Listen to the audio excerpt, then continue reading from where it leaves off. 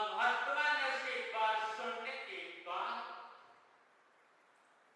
सोचा अभी मैं तुम्हें समझाऊंगा तो समझने वाले नहीं।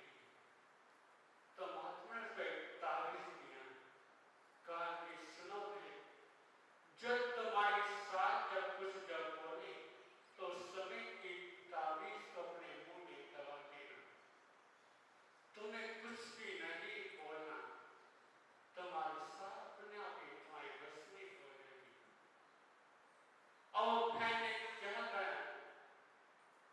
कि जो भी काम कर शुरू करती तो उसके साथ जब कुछ जब बोलती तो तारीफ को अपने मुंह में दबा देती।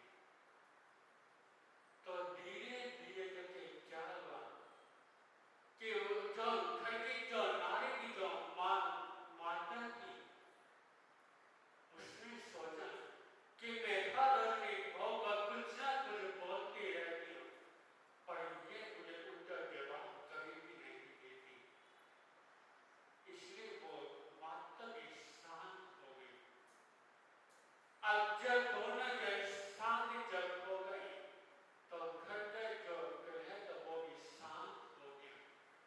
पूरा परिवार आपस में प्रेम से मिलकर चलने लगा।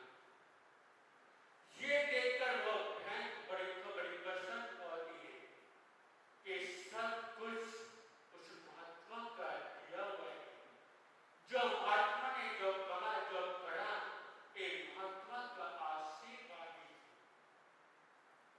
जो बहन वाले महात्मा के पास गई, कहा कि महात्मा जी आपने जब मुझे तारीफ कर दिया वो तो कितना चमत्कारी, उस तारीफ के कारण मेरे घर में शांति पैदा हो गई, मेरे घर में सभी आपस में प्रेम प्यार से मिलकर चलने लगे।